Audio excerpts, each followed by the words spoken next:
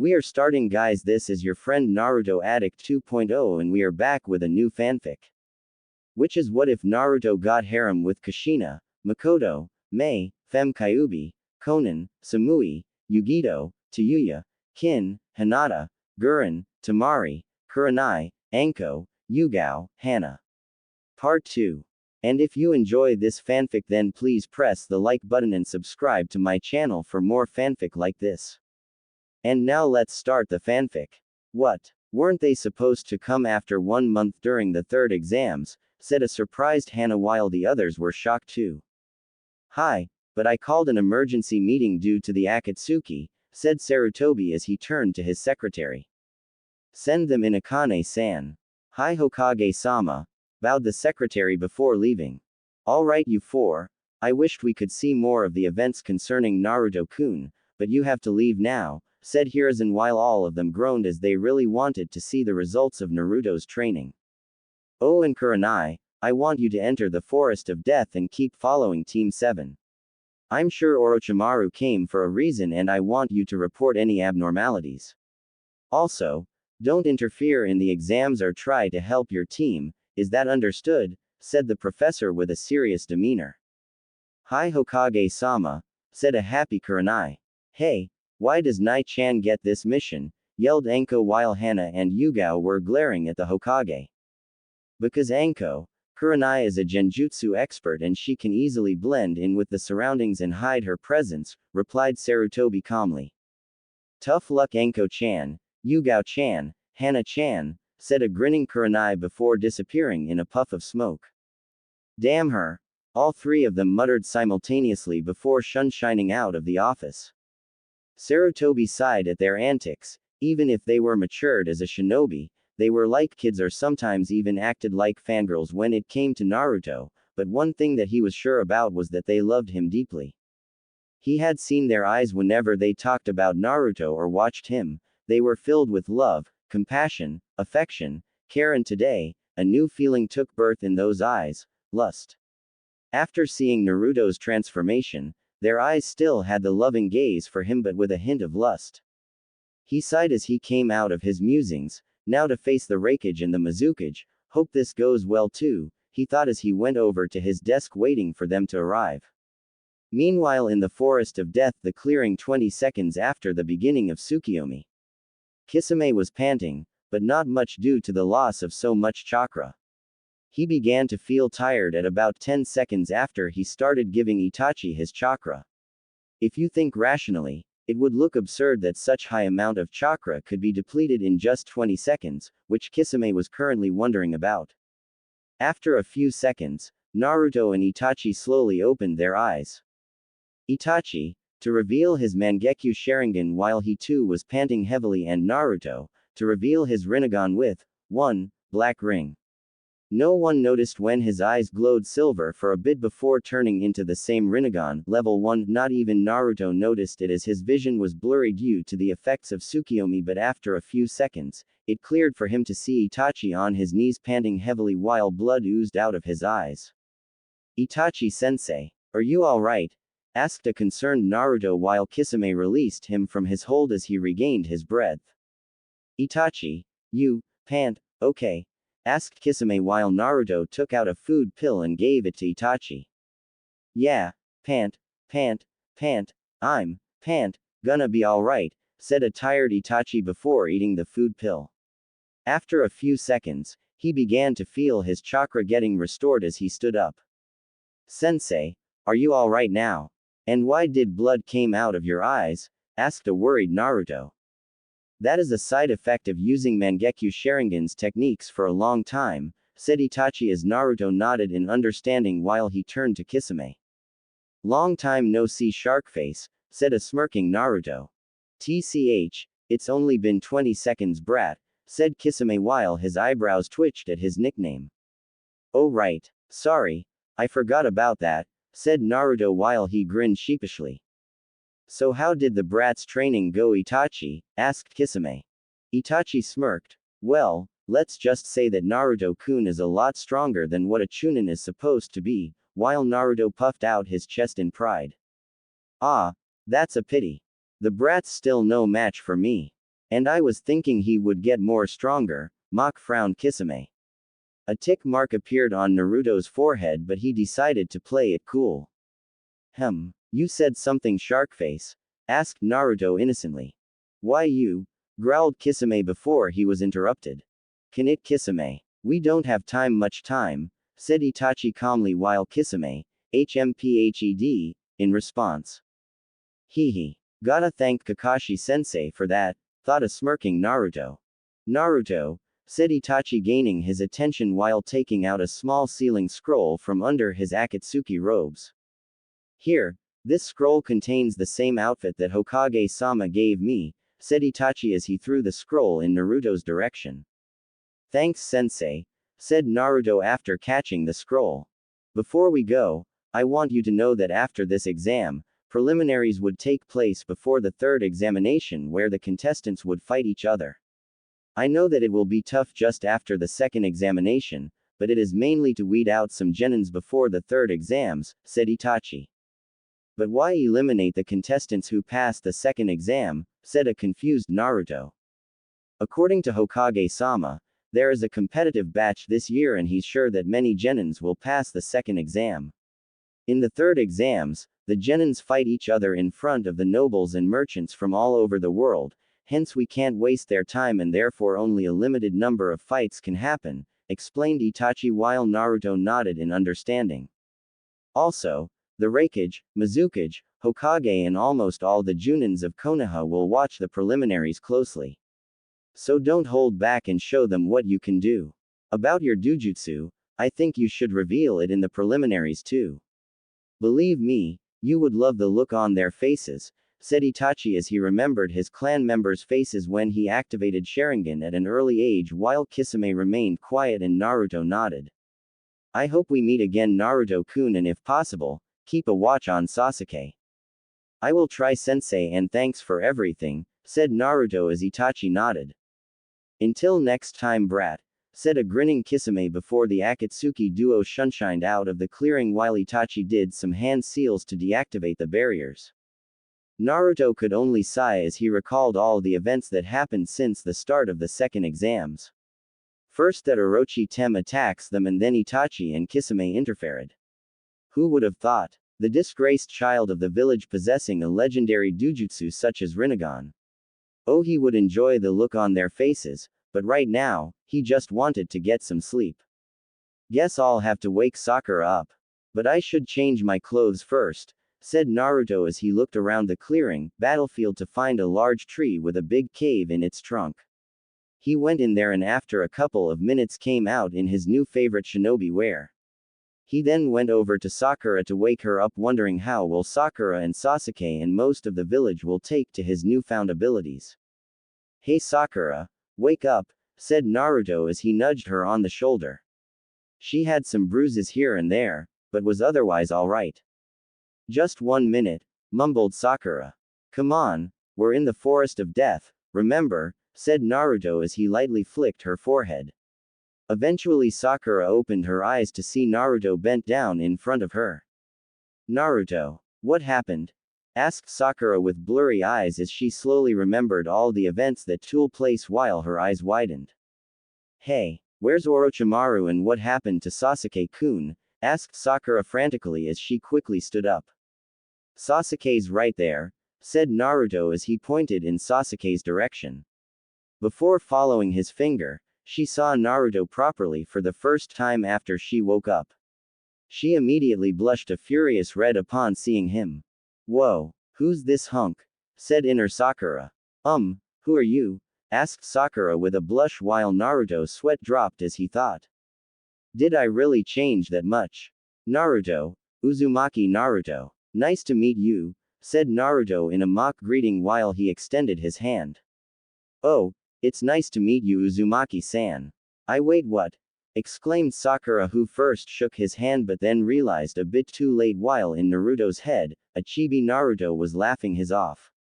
She fell for it. Oh damn, I can't believe it.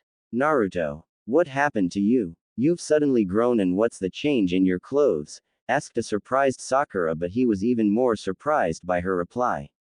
He thought that she would lash at him any minute now while screeching like, Sasuke-kun is much better than you. Well, let's just say I underwent a transformation during my fight with Orochimaru and I became tired of my jumpsuit. To answer your previous question, Orochimaru fled the scene due to the circumstances I can't tell you, said Naruto with a frown as he knew where this was going. But why can't you tell me? I'm your teammate and we should trust each other, said a hurt Sakura. After witnessing some of Naruto's fight with Orochimaru today, her views of Naruto somewhat changed. She could now clearly see that Naruto was easily the strongest member of the team and even though he was obnoxious and rash, he deserved some respect. Since when were we teammates, Sakura? What you're stating now is something you should have said on the day of team selections, which I did said to you, but the only reply I got was a lump on my head. Since when was it about teamwork, especially with me? You guys never bothered to even acknowledge me as a teammate. On the day of the bell test, when my shadow clone came to your hiding spot, you didn't even bother to listen to me, instead just dispelled it by punching it. The same happened to the shadow clone who approached Sasuke, stating that I was a loser and would only hinder his progress. Do you know why I came to you guys, huh? Do you? I came to tell you about the actual meaning of the test, i.e., teamwork while I fought Kakashi-sensei, said Naruto. But I thought you were just trying to be the hero, taking a Junin head-on, stuttered Sakura. Just because I acted loud, obnoxious and stupid doesn't mean that I was one. The first time during the academy I approached you, I wanted to be friends with you, but you just ignored me.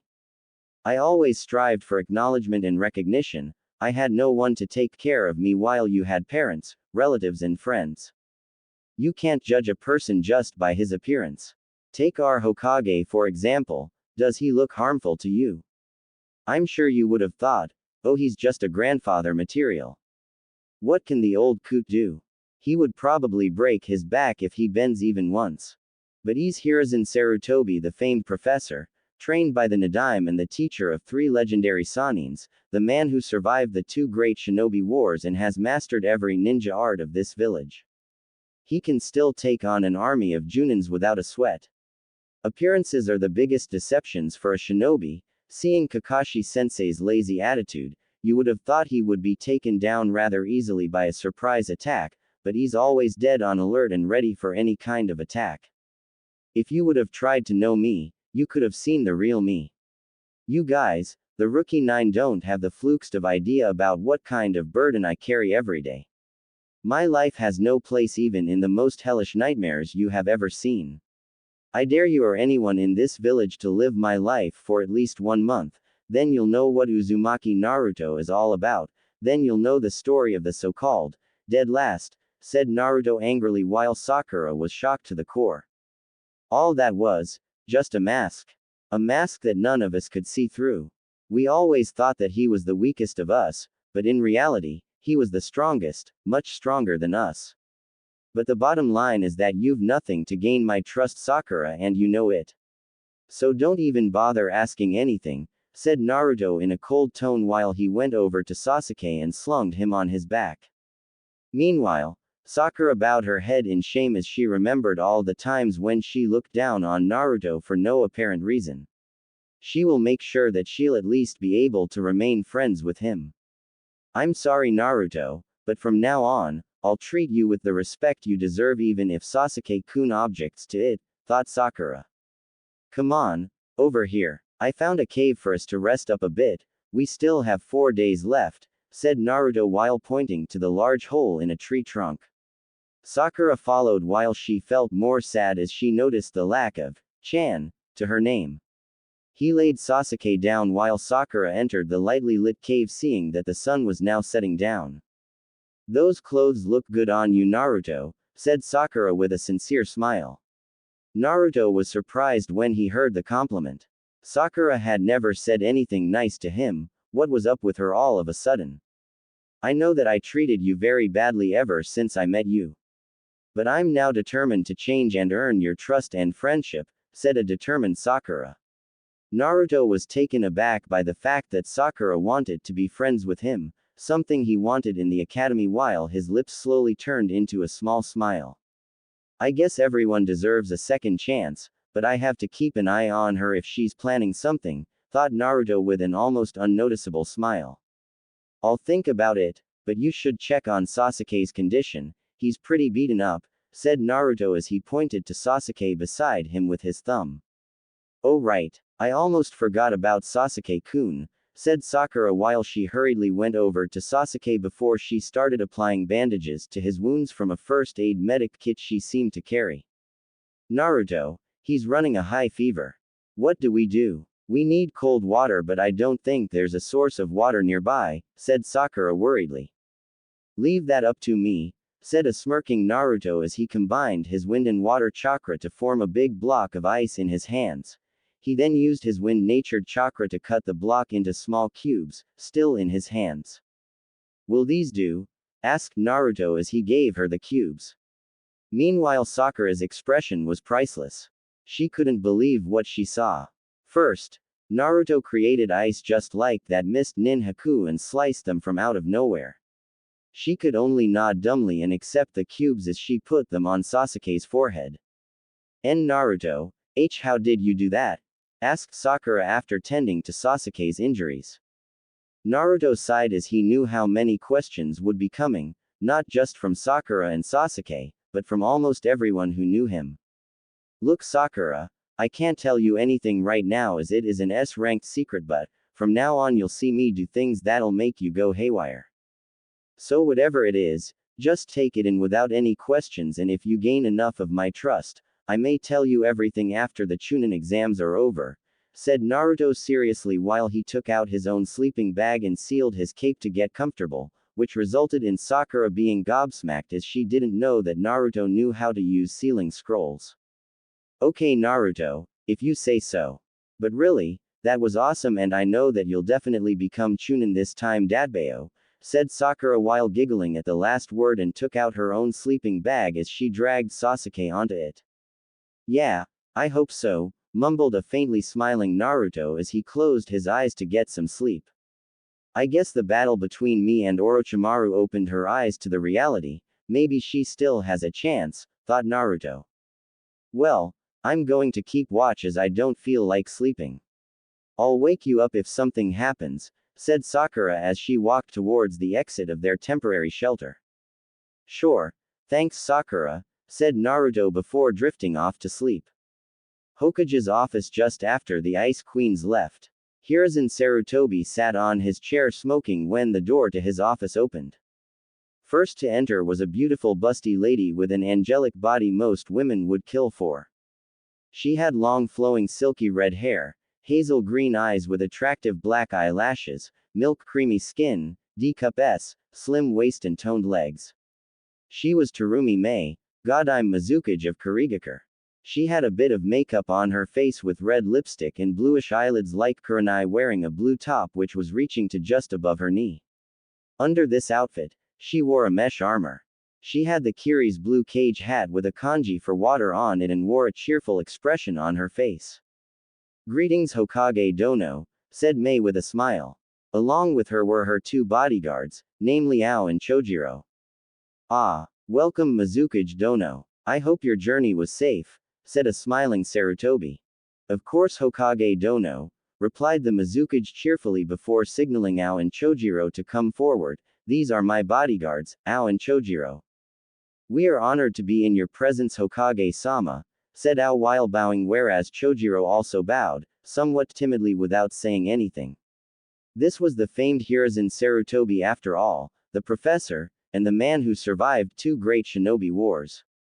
He was a shinobi of virtue and wisdom, trained by the best and trained the best, so naturally they were somewhat nervous. At ease you two, no need to be so formal, said the smiling Hokage while radiating a warm aura. Understood Hokage-sama, said Ao as he bowed again. Mei and Hiruzen sweat dropped. He understood nothing, both thought simultaneously.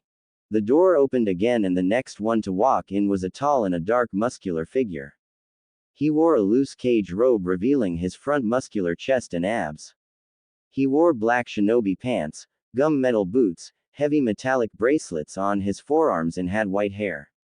He was a Yondaime Raikage of Kumogakure. With him entered 5 more people. Among them was a man with similar physical characteristics as A, only differences being his attire with black shades, a white bandana and a blue tattoo on each cheek. He was Kurabi, Killer B, Jinchuriki of the Hachibi. Next was a 17-year-old teen with long blonde hair, greenish-yellow slitted eyes with an orange contrast to the pupil. She had red lipstick, her hair in a single ponytail. She wore a Junin attire and had a Kumo Hitai 8 on her forehead. She was Yugito ni, Jinchuriki of the Nibi and was an epitome of beauty, having an hourglass figure, C-cup S and flawless tanned skin. Next was her adoptive sister, Samui ni, having short blonde hair, light blue eyes and was rather well endowed for her age, especially her chest region. She had D-cup S often leading to cramps and aches in her shoulders, was 14 years old and wore a chunin attire.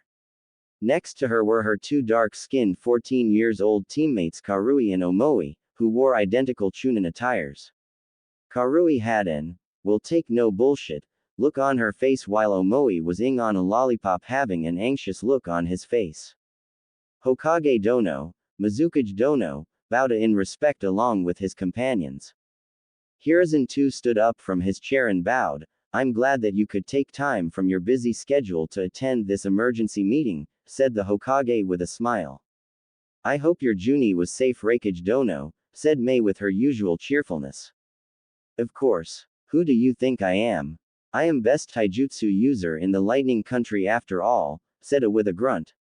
Yugito's sweat dropped. Has he ever heard of the word modest? Geez. Thanks for stating the obvious. With all those overgrown muscles, who wouldn't think of him as a taijutsu specialist, thought Mei sarcastically while still smiling on the outside. True. True Raikage Dono, but let's get to the business, said Hiruzen as he suddenly became serious. I presume those 2 are among the 5 of your bodyguards behind you, continued Hiruzen as the Raikage nodded seriously. Alright, please take a seat all of you and don't worry, the privacy seals are already activated along with the visibility barrier that even the Byakugan or Sharingan can't penetrate through.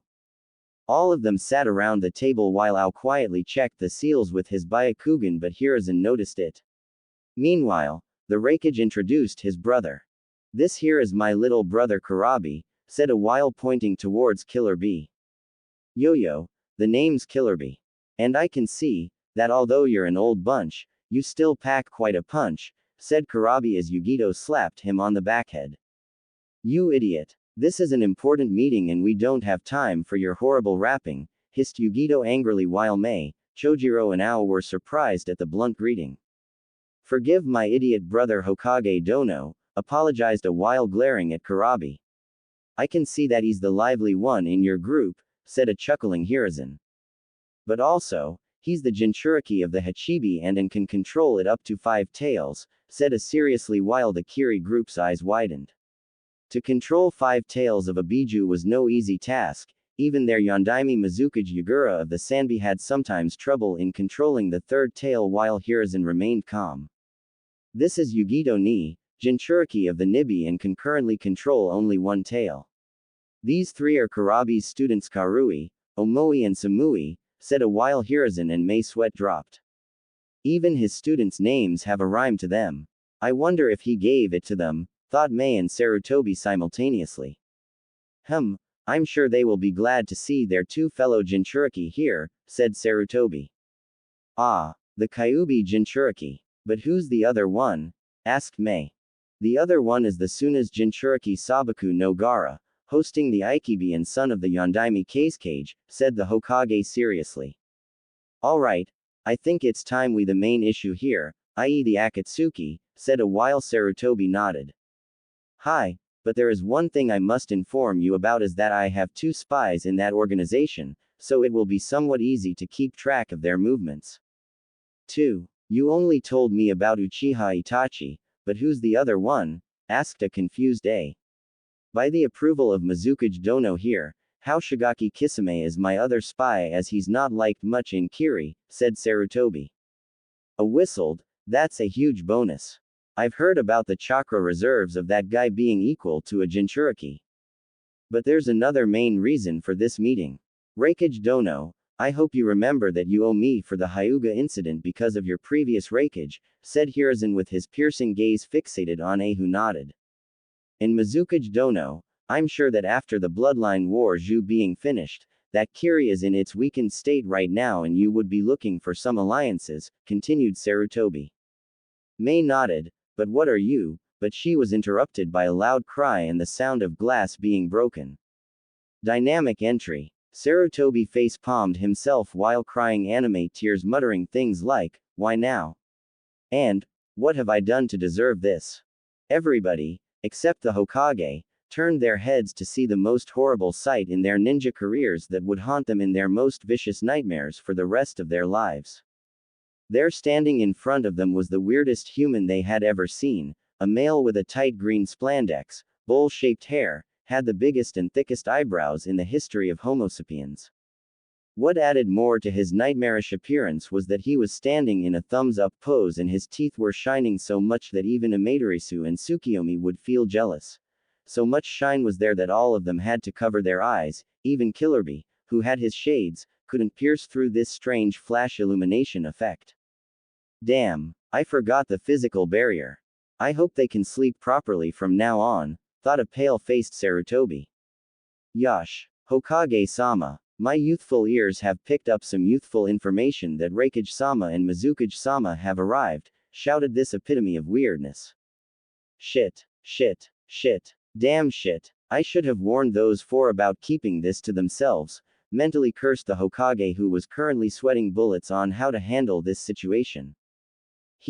That was a cool entry. Fuzzy eyebrow, although ya look like shitty scarecrow, tried to wrap the Jinchuriki, followed by a typical punch to his head by the fellow Jinchuriki, resulting in him falling face first on the ground. However, this time Yugito couldn't say anything as she was stunned into silence. Even Nibby was panicked. Kitten, stay away from this thing. Ah, we're gonna die, screamed Nibby in Yugito's head while she could only nod with her. Back in my days, never mind, I've never seen such a thing, murmured Ao. That is not cool, said a surprised Samui while Mei, A and Chojiro were rendered speechless. Yugito-san, you shouldn't hit B-sensei like that. If you punch him that hard, what if he gets angry, resulting in him releasing the Hachibi? Then it will go on a rampage, slaughtering us all and destroying Konoha in the process, which would further result into a fourth great shinobi war and ultimately, leading to the extinction of the human race, said Omoi while he anxiously ate on his lollipop. A vein popped on Karui's forehead, followed by a punch to his head, resulting in him throwing his lollipop in the direction of Guy. Oh, thought Karui. What is this unyouthful thing? Said Guy after catching Omoi's toy and was currently inspecting it. All eyes were on Guy, wanting to see his reaction, but what he did next threw them for the loop. He put the lollipop in his damn mouth and started ing on it. Wosh. Twish fwing t sast shouthful, said Guy, who ing on the lollipop and was grinning like an idiot. Please tell me this is not happening, thought Mei with a look of dread on her face. No, how dare you eat my lolly-chan, yelled Omoi with a look of horror on his face while pointing an accusing finger at Guy. Your flames of youth have dampened my boy. You should share such youthful things with youthful people. Like hell I would share something with a freak like you. And what's this youthful crap you're blabbering about? Screamed Omoi, whereas Karui was surprised as she had never seen him so worked up. No wonder Konoha is the strongest village. With people like him here, wars can be won with just his appearance, thought as Omoi and Guy continued to argue. Hokage Dono, I would advise that you send this man out and continue with this meeting, said a smiling Mei while her eyebrows twitched constantly. She was really resisting the urge to melt this man's unyouthful balls. Hiruzen nodded and ordered Guy to leave the office. As you wish, Hokage-sama. Reverse dynamic entry, yelled Guy before leaving the office and breaking another window in the process, the cursed lollipop still in his mouth while a tick mark appeared on Sarutobi's forehead. He just had to break another window, thought the Hokage while Omoi was sulking at the corner, muttering words like, Lolly-chan getting raped, and all. Let's not waste any more time, Hokage Dono, said after regaining his composure. Hi, But what were you implying before the disturbance, Hokage Dono? Asked Mei while everyone else paid attention at that. Right, said Sarutobi while clearing his throat. Hiruzen Sarutobi, Sandame Hokage of Konohagakure no Sato propose an all-out triangular alliance with Kiri and Kumo consisting of military, trade and political alliances, said Sarutobi with a smirk while his cage hat shadowed his face creating a rather dramatic effect. Everyone else's jaws dropped on the ground and their eyes as wide as saucers. What? Stuttered Mei. If what she heard was true, then this was a huge moment for Kiri. Never had she thought that Konoha, the strongest village in the world, would propose an alliance with any village, much less Kiri, which was now the weakest. She herself was going to talk about a possible alliance in this meeting in hopes that the Hokage might agree. If she accepted this alliance, not only will they be allianced to Konoha but also Kumo. It would be like hitting two birds with one stone. And what more, it was a complete traditional alliance consisting of military, trade and political alliances, meaning that the villages would get full access to each other village's military, resource cooperation, and they could share their political affairs with each other. Meanwhile, the Raikage was also thinking along the same lines, but he was a bit skeptical. But what's the catch, Hokage Dono? Surely a village as strong as Konoha would like to remain neutral and not risk war with our enemies. You wouldn't want an alliance for nothing, would you? Said the suspicious Raikage. There's no catch about it, Raikage Dono. I simply want this alliance to confront Akatsuki, our common enemy, protect our Jinchuriki and prevent a possible fourth great shinobi war, said Hiruzen seriously. Mizukage-sama, and you have all experienced wars. We know that it is an endless cycle of hatred, fear and pain. I just don't want this generation to go through it, continued Sarutobi while glancing in the direction of Karui, Omoi and Samui as A and Mei too nodded with sadness. So, what do you saw, Raikage Dono, Mizukage Dono? Asked Hiruzen. Sure, Hokage Dono. Kiri would be happy to go along with this multi-village alliance with Konoha, said a cheerful Mei. Well, Kumo does follow militaristic approach and I also owe one, so I guess we'll go with it. We'll pursue our dreams with you, said A with a smirk. Hiruzen nodded, satisfied with their decision, as Konoha and Naruto would have a much better chance against the Akatsuki. While I'm sure that Iwa would straight out decline the proposal, but what about Suna? Asked Mei. I did send the Cage an invitation for this meeting, but so far they haven't even answered and I'm a bit suspicious of him. Lately, the Wind Daimyo has been cutting Suna's missions short and turning them over to us, thus they are financially lacking and I think they are about to take some action soon, said the Hokage seriously while Mei and A nodded with a grim look on their faces. Oh ho, now that we have Kiri Kono Kumo alliance, the Akatsuki are going to face on hell of a defiance. You know who opened his rap box. For once, I agree with Sensei. This alliance is cool, said Samui with a smirk while everyone nodded with her with a smile. So where's the Kyuubi Jinchuriki? He must be around 12 years old, asked a curious Raikage. Although the villagers hate him with passion, he is the ray of joyness and purity for this village and is also like a grandson for me. His name is Naruto and is currently taking part in the Chunin exams. Is he strong, Hokage-sama? So far the only thing we've heard about him from the villagers is that he is a shrimp, loud and annoying, a prank master and a dead last who flunked his graduation exams twice, said Yugito. Do not believe those foolish villagers.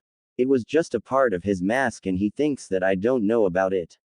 You're a Jinchuriki, you should know that the leakage of a Biju's chakra in your chakra coils messes up your chakra control, hence it's difficult to create a bunshin which requires a small amount of chakra, thus the reason for failing twice in the academy, said Sarutobi seriously. But I and Kurabi-sensei passed the examinations in the first year, argued Yugito. That was because Naruto had it worse than a normal Jinchuriki like you should, said Hiruzen. What do you mean, Hokage Dono? How was the boy's life until now? Asked a confused A while the others listened intently. The Nibi, Hachibi or any other Biju except the Kyuubi have not caused the magnitude of destruction to a Jinchuriki's village as compared to the destruction the Kyuubi caused 12 years ago. More than half of our village was destroyed, 3/4 of our shinobi having families were killed, which gave birth to an infinite amount of fear, pain, anger and hatred to the villagers and the shinobi here.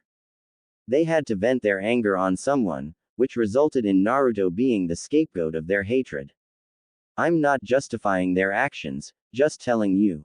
For Jinchuriki like you, although people in your village still hate you, they only prefer to keep their distance from you and ignore you. But in Naruto's case, I'm not going to go into the details, but he was treated much harshly than you guys. He was not taught properly by any of the teachers except one, and that too on his passing year, explained the professor with a sad expression on his face, while others too were saddened by this. Meanwhile, Yugito and Kurabi were shocked that someone had taken it harder than them and still survived through it. You want to know how strong he is, right? How about we go see ourselves the preliminaries, said a smirking Hiruzen. Sure Hokage Dono, we would like to see this enigma and his skills, as he does contains the strongest of the Biju, replied Mei happily. I guess so, I've been itching to watch some fights anyway, said a while all of them stood up. The preliminaries would be held in 4 days. Until then you're free to do anything as you wish with my Anbu trailing you for security purposes, so please cooperate with them. I've already arranged for your stay, so please follow your escort standing outside the door to your hotel, said Hiruzen with a smile as A and Mei nodded while wondering how strong the Ikibi and the Kyuubi Jinchuriki were.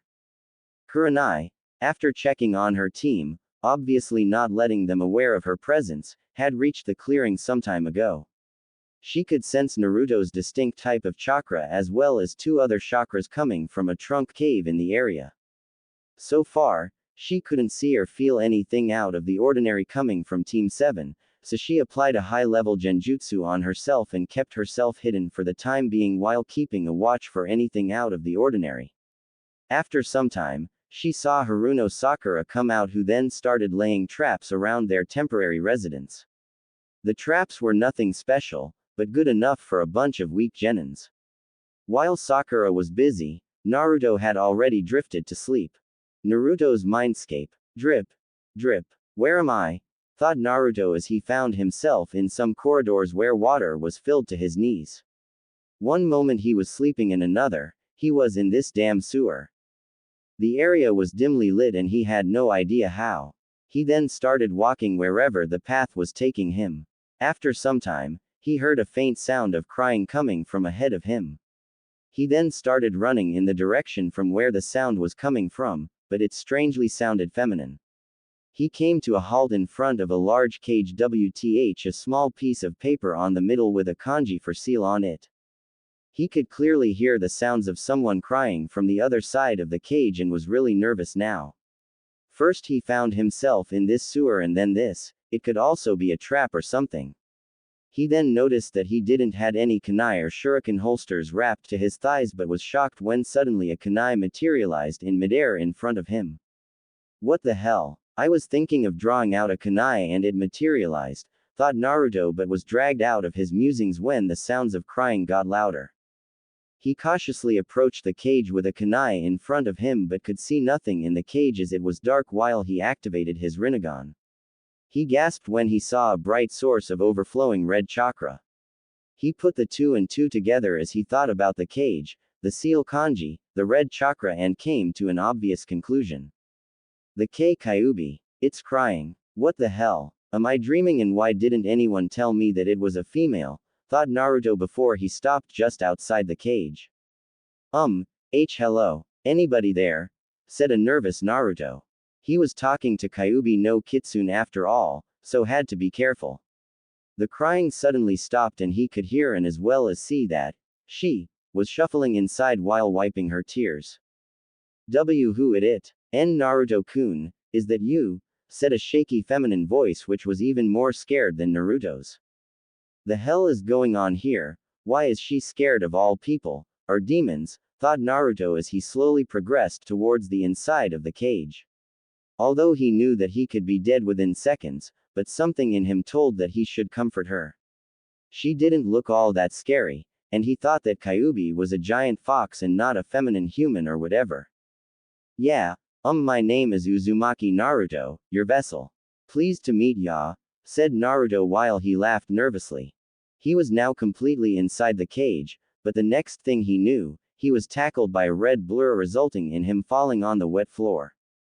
She was so fast even his Rinnegan couldn't follow it. He thought that he would be dead anytime now as he mistaked it for an attack, but when he opened his eyes, all he could see were two small cute fox ears while Kyuubi's face was buried in his Junin vest. She was sobbing uncontrollably, repeatedly saying, "Sorry." He also noted the nine tails swishing in midair and her long silky red hair which reached to her lower back. He couldn't bear to see any female cry even if it was the Kyuubi. If she was as bad as the legends told, then she already would have killed him. "Why are you saying sorry?" asked a confused Naruto while he absent-mindedly started stroking her ears. Kyuubi immediately blushed while she started to purr and leaned more into his touch. She was brought out of her comfort when Naruto voiced the same question again. She lifted her face to find that she was only inches away from his face. Both of them blushed crimson red as they saw each other's facial characteristics. To Naruto, he had never seen someone so beautiful. Her heart-shaped face, red eyes with black slits, small nose and pink supple lips, all seemed to yell, angelic. Her complexion was glowing white and he couldn't help but wonder, how the hell did she maintain herself in this sewer? To Kyuubi, he was very adorable, cute and handsome at the same time. His spiky blonde hair, tan skin and whiskers added to his appearance. But what really threw her for the loop was when she noticed her eyes. Naruto was brought out of his trance-like state when he heard her gasp. "The Rinnegan, I can't believe it. It truly has finally awakened after so many years," whispered Kyuubi with a look of astonishment on her face. Her eyes were watery red and her cheeks were puffy due to crying so much. Naruto could only stare at her beautiful face. He didn't know why or how, but he kind of felt attracted to her, like there was a bond between him and her. He felt a pang in his heart, to see the almighty Kyuubi no Kitsune cry, how ironic. So instinctively, he brought his hand to her face and wiped her tears. At first, she blushed furiously, but then leaned into his touch. "Why are you crying?" asked Naruto softly. At this, more tears started forming in her eyes but she controlled herself. "Just now, I saw all of your memories. I saw how you were treated all your life just because of me. I'm so sorry." At this she again broke down as she sobbed uncontrollably while hugging Naruto tightly to her. He blushed when he felt her tightly pressed against his chest but he had more important things to do. He hugged her back while rubbing her red hair lovingly whereas she continued to cry. After some time, she stopped crying and began to enjoy the warmth that Naruto seemed to be radiating. "Q-chan?" asked Naruto while still rubbing her hair. She blushed at the addition of "chan" to her name while humming, in response to indicate she was listening. "What did you mean by just now? Why didn't you appear early in my life and I thought that you were a giant fox, not a beautiful lady," said Naruto still clueless that he was flirting with her while her blush got darker in shade, but he couldn't see it as her face was buried in his chest. "First, I would like you to know why I attacked your village," said Kyuubi as she lifted her face and stared Naruto right in his purple eyes. "What do you mean? Didn't you just go on a rampage?" asked a confused Naruto while Kyuubi shook her head. "Your mother Naruto-kun was my previous host," said Kyuubi shocking Naruto to his very core but before he could speak, she continued. "When she gave birth to you, someone attacked her. After a Jinchuriki gives birth, her seal gets weakened considerably. So that day, a man with a black cloak wearing an orange spiral mask on his face attacked her just after giving birth to you. I still don't clearly remember the incident, but I do know that he somehow released me. He had the Sharingan, although I couldn't clearly see what form it was, but it was definitely Mangekyo or above.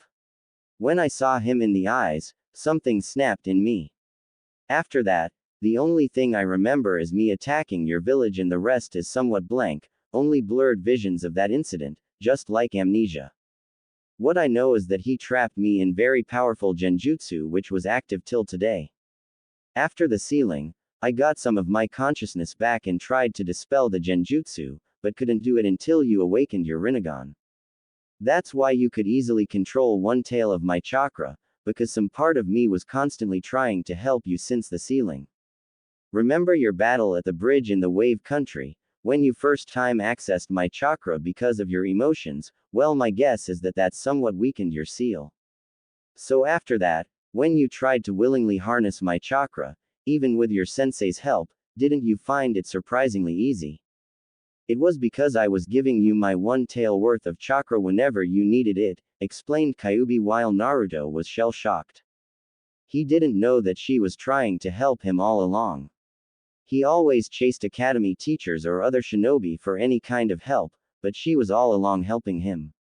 Whenever he was injured, she made extra effort besides the seal to heal him as quickly as possible, as the seal didn't leak much of her yuki to heal critical wounds. Tears slowly started forming in his eyes as he tightly hugged her to his body again. Q-chan, thank you very much. You don't know how much it means to me, said Naruto happily. With what you have endured, Naruto-kun, I would do anything for you to redeem myself, said Kyuubi while blushing as she could feel his tight muscles under his black Junin-like vest. Meanwhile, Naruto started to rub her back soothingly, but he noticed something odd. Instead of cloth fabric, he could feel soft flesh, then he realized. Oh Kami, now she's going to kill me thinking that I'm a pervert, thought a scared Naruto, but was surprised to hear a moan escape her lips while he still unconsciously continued to rub her back. Naruto-kun, moaned Kyuubi as she drew closer to Naruto's face while he himself started to close the gap.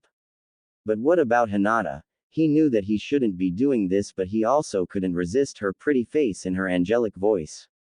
Finally their lips touched in a chaste kiss while there was a rush of warmth throughout their bodies. Her lips were so soft, he could practically feel his lips melting in the tender embrace of her warm lips. It was just like how two hot molten metals fuse with each other to form a whole new element. Never had he thought that a simple kiss could feel so good. Well, if you had your first kiss with a boy who radiated the superiority of the combination of his whole dead clan and the broodiness of a guy who lost his at the hands of his brother's Wakizashi, who wouldn't? Foolish little brother, you will always be weak. It's best if you get rid of it. My goal is to cut thee of a certain someone, yeah, that kind of brooder. Well, back to the kiss. Soon they deepened their kiss while Naruto started to rub her lower bare back and Kyuubi started to rub his scalp lovingly. They were on the 9th cloud right now. But he was surprised when her tongue touched his lower lip. He didn't know what to do but followed his instincts by opening his mouth. A whole new fulfilling sensation of electric pleasure bolted throughout his body and invaded his nervous system when he felt her tongue massaging his own. Soon her tongue began exploring his mouth like a lone child in a candy store. Her tongue embracing his, as if asking him to come to its home. Upon his barely controlled instincts, his tongue tenderly entered her mouth before he fervently explored her angelic insides. Her mouth tasted like wild strawberries with a tinge of ripened peaches. She moaned in his mouth while slurping sounds were made as they deliriously kissed each other, saliva dripping from both of their tongues. If Jiraiya would have seen this, he surely would have died of blood loss with a content smile on his face. But upon feeling something hard poke her in her lower region, she moaned loudly, leading to an abrupt stop to their make-out session, both panting heavily with blood-red blush on their faces. What's wrong with me? Thought Naruto while both of them were breathing heavily. On the other hand, Kyuubi too felt confused but somewhat excited at the strange attraction she felt for him. Although they had only met now, but she could say that she knew him better than anyone in the village. She had watched his memories after all. She knew all of his traits, quirks, his funny persona, his unshatterable confidence, determination and the unbreakable will to never give up, his obsession with ramen, his fondness for his Ayame-ne-chan, Hinata-chan, Benihime-chan, Sum-chan, not the Inuzuka clan head, Yugi-chan, and a girl whose name he never came to know about. But a small part of her knew that she had already fallen for him the moment she watched his life and how he tackled it head on. Sorry, stuttered Naruto while she watched the other way with a blush, not matching his gaze. Me too, she said meekly. Q-chan, do you like me? Like, in that way? Asked Naruto while she sighed sadly as she rested her head on his chest. I don't know. I'm so confused. I feel very much attracted to you, but. I'm not sure if you'll accept me. I know you like that Hinata girl, but. She inhaled deeply while trying to stop her tears. But, at least give me a chance, Naruto-kun. I know that I was the sole reason you lost everything and had to endure something which no one else should. But I'm ready to do anything for you, anything to redeem myself, anything you ask for. I know that a demon like me does not deserve the love of someone like you, but please. I just can't live without you, she said in a choked voice while she was barely restraining her tears. But when she felt warm droplets on her head, she looked up to see Naruto smiling warmly at her while tears were freely flowing down his face and that his eyes were back to normal blue color. Naruto had never felt so warm and wanted in a long time. He had another person who liked him or rather was attracted to him in a romantic way. While he had grandfatherly, sisterly and brotherly characters in his life, he deeply yearned for physical contact or a romantic relationship. And now he was possibly getting what he wanted all his life, love. Such a simple four-letter word, but so strong that even the demons bow before it. It can fill a person's life with happiness, compassion and joyness beyond imagination. It is what gives the definition of heart and makes the person forget all his memories in his lover's embrace. Keeping his thoughts of love for another day, he took hold of her chin before he kissed her lightly on her cute nose leading to a pink tint on her cheeks. Silly Q-chan, it does not matter to me if you're a demon or not. To me, you're my cute kitsune, the one who stayed with me from the day I was born, the one who constantly helped me in my hardships, the one who I would die to protect. Although I too feel attracted towards you, but I would like to know you, to be your friend, and if possible maybe more. But one thing I promise you on my dream of becoming Hokage, that I would never let the Akatsuki capture you. Ever. That's the promise of a lifetime, said Naruto with determination while cupping her cheek whereas Kyuubi was extremely happy that he considered her his precious person. I will never leave your side Naruto-kun. In just a few moments, you have shown me how caring, forgiving, kind and a loving person you are, she thought while rubbing his whisker marks, but giggled when she heard him purr. I didn't know your whiskers were sensitive Naruto-kun, said a giggling Kyuubi while Naruto blushed in embarrassment. Can I stand now? Asked Naruto with a sheepish grin. She melted right away at seeing his infectious grin, she was a kitsune after all, why wouldn't she like the smiles of her own kind? Sure, she stuttered before standing up. However, there was one thing that Naruto didn't account for and that was seeing the Kyuubi in all her glory. His face became steamy red before he was propelled back by a large nosebleed. She had the body of a goddess, all the body curves were in the right places leading to our glass figure and her perky C-cup, soft but firm S accentuated her beauty. Naruto-kun, yelled Kyuubi as she came running towards him. Now he had an even larger nosebleed when he saw her bouncing mounds while she ran towards him. Uzumaki Naruto. Can't have a normal day in life, he thought while pinching his nose to prevent any more loss of blood.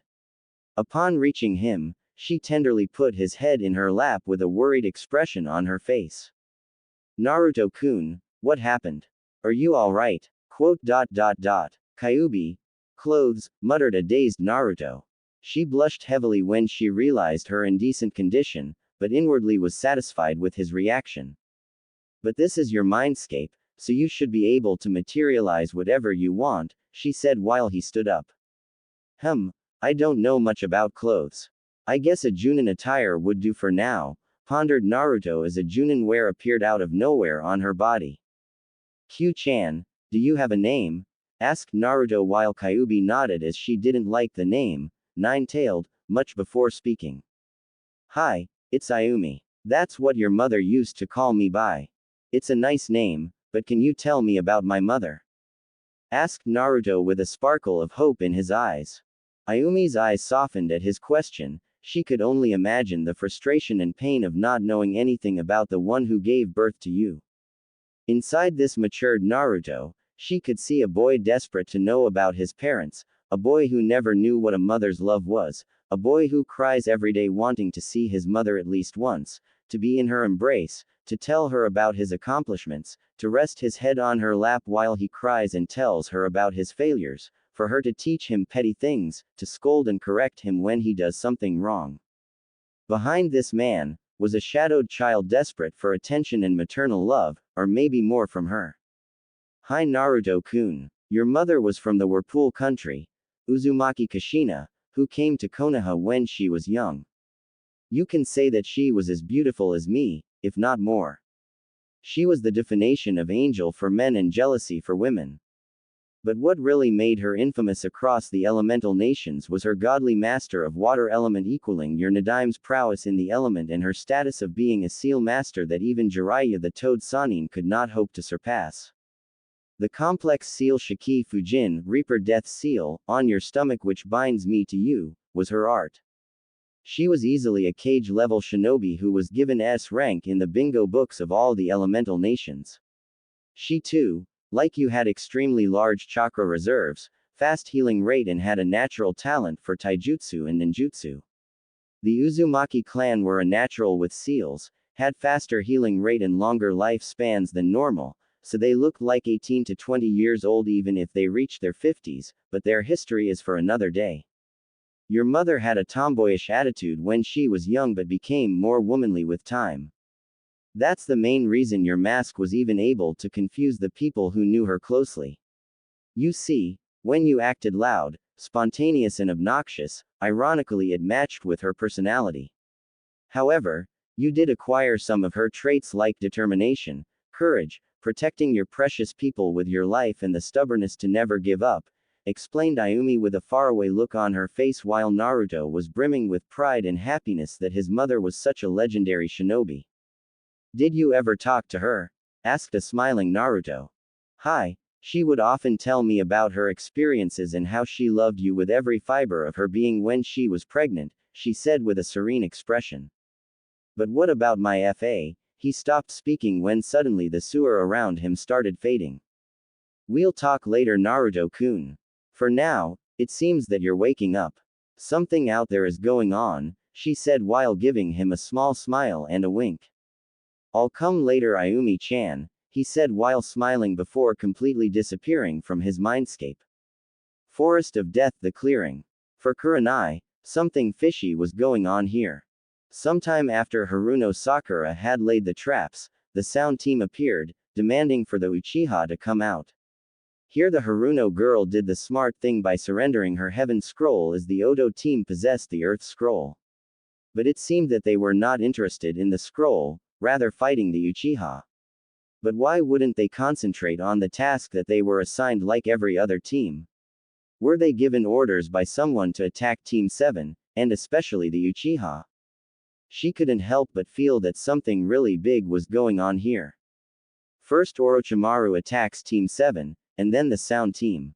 When they found Orochimaru, he was in the process of attacking Naruto, but because of the intervention of Itachi and his partner, he fled the scene. Had he already achieved what he came for? But then she realized that she saw something black on Sasuke's neck, something which she had dismissed as a possible injury and didn't pay any attention as she was worried for Naruto at that time. But now when she put the pieces together, the curse mark. Single quote dot. Of course, the Sharingan. Enko did told her that the bastard wanted Sharingan from the beginning. But why is this Sound Team concentrated on Uchiha and not the exams? Could it be that Orochimaru was somehow connected to Otogakure? They were recently formed after all. She would have to inform Hokage-sama about this. While thinking, she completely lost track of time, so when she looked down from her hiding position, she was surprised to see an injured Sakura with a short haircut. There was the Taijutsu Genin Rock Lee from Team 9 who was unconscious at the moment and Team 10 was standing in front of the otherwise okay Sound Team in battle-ready positions. Thanks Ino, said a grateful Sakura who was taking care of Lee at the moment. Don't mention it forehead. Besides, the last time I checked, we were friends, although a bickering ones at that, said a chuckling Ino. Although this is troublesome, but I guess it won't be too bad to help a fellow team, said Shikamaru lazily as he bent on his knees and formed the hand seal for his shadow possession technique whereas Choji was still chewing his potato chips rapidly. Guys, I think we should retreat. The Uchiha is unconscious, there's no way we can fight more than one team, said Kin whose clothes were torn in several places showing a bit of cleavage. She was rather well developed for her age with C-cup S, an hourglass figure, creamy tan skin and had a pretty face. Currently she was sustaining minor cuts and bruises, but nothing critical. Before Dosu could reply, she was backhanded rather harshly as she fell to the ground while blood oozed out of her mouth. Shutup bitch. Because of your weakness, that pink-haired slut was able to survive this long, spat Zaku while Dosu remained indifferent with his teammates' behavior. But, you too, she was interrupted by a kick to her ribs, breaking several of them while she cried out in pain. You dare say that you bitch? Huh? He said while he continued to stomp on her. Meanwhile, all of them except Dosu were disgusted by what they were witnessing. How can he treat his teammate like that? Thought a shocked Ino with a look of horror on her face. On the other hand, Kurenai was barely restraining herself from killing this genin. Chunin exams or not, she couldn't see any female treated like that. Just as she was about to do something, a malicious and an evil aura washed over the area. Zaku too immediately stopped his stomping, when he felt this evil chakra. But Dosu was familiar with this chakra, the same chakra he always feel whenever Orochimaru or anyone possessing the curse mark was around. All of them turned their heads to see Sasuke coming out of the cave while black stripe markings covered his face and forearms. The genins were rooted at their spots in fear of this powerful and an evil aura that he was emanating. Sasuke had a psychotic grin on his face while he scanned his surroundings, Sharingan activated with bloodlust clearly evident in his eyes. This strength, what is this amazing power that I'm feeling? This is what I wanted all along. Just you wait Itachi, you will get killed by my hands very soon now, thought Sasuke with an arrogant smirk. So the great Uchiha decides to grace us with his presence Had a nice nap? Asked Zaku with a cocky smirk on his face. Zaku, I think we should really retreat now. We're in no condition to fight, said Dosu who could feel Sasuke's cursed chakra growing stronger and more potent with every second. What? You too. Just wait a second while I take care of. Before Zaku could continue further, he was punched in the gut so hard that he instantly lost consciousness while he coughed and his eyes rolled back in his head even before touching the dirt. Except Kurenai, nobody saw him move. At one instance he was walking slowly and at another, he just vanished to appear in front of Zaku. Tish, pathetic, remarked Sasuke with a smirk. Troublesome, thought the lazy genius. Sasuke-kun, what happened to you? Thought Ino and Sakura simultaneously. He's fast. I didn't even see him. We have to get out of here, thought Dosu while Sasuke kicked Zaku in his stomach who was currently laying unconscious on the ground whereas Kin was trembling in fear of the bloodlust that Sasuke seemed to be emanating. But her blood ran cold when Sasuke's blood-red eyes turned to her before he started walking towards her. He wanted to test his newfound strength. Weaklings like you don't deserve to live. You should be honored to die by the hands of an Uchiha, said a smirking Sasuke as he started going through a couple of hand seals. Everyone's eyes widened at hearing him. While it was common to die in these exams, here it was no need to kill her. She was already severely injured and was no threat to them. Sasuke-kun no, screamed Sakura but it fell on deaf ears. Somebody, please help me.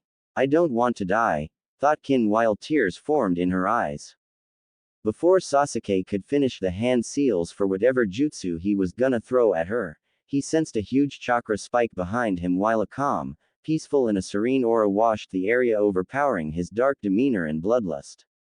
All of the genins in Kurani felt a strange feeling of calmness flow through them and oddly made all of their worries go away.